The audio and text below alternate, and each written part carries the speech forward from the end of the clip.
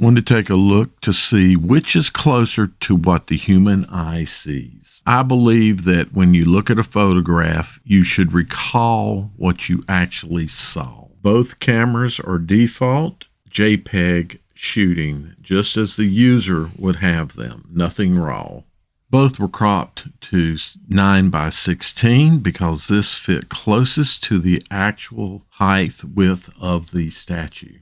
I then created a new image that was 3840 by 2160, 16-bit color, 600 DPI, and copied the two cropped images into it. The images were then scaled to the height 2160 to fit top to bottom. While this cropping and scaling does cause data loss, it is not detectable by the human eye. 1.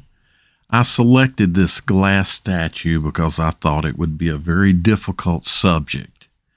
I placed it in a light box, laid it down on a thick piece of dark paper.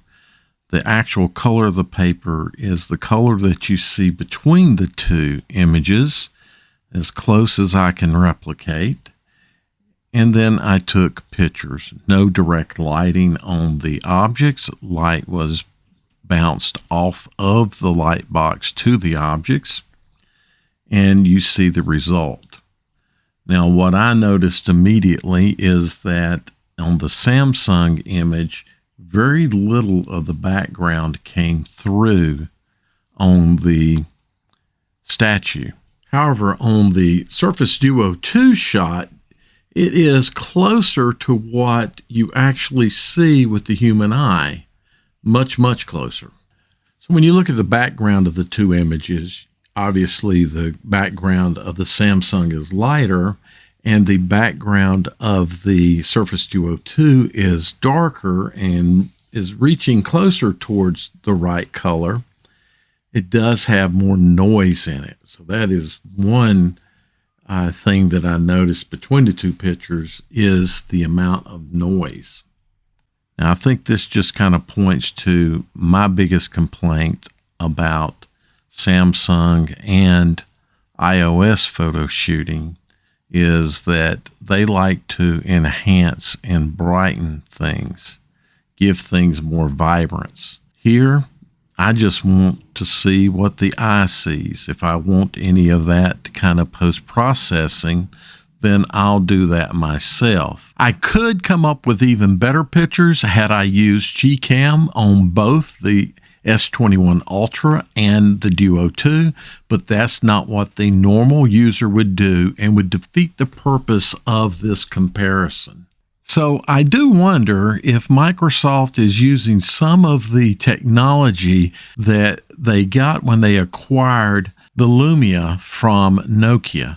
I do not know what all they sold when they sold all that off. Did they retain PureView, for example, or did they even acquire PureView? But I do note in all the pictures that I look at, Microsoft's colors seem to come closer to replicating the real situation that the eye sees, and they aren't blown up as much as you see with Samsung.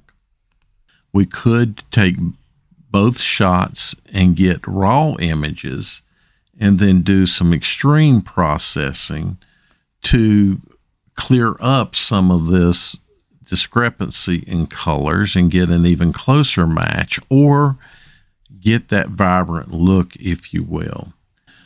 The difficulty of the glass object should be obvious. Reflection is one issue that you have, and that did not show up here with either camera, which is good. I think the differences totally lie in the post-processing, what the user will see.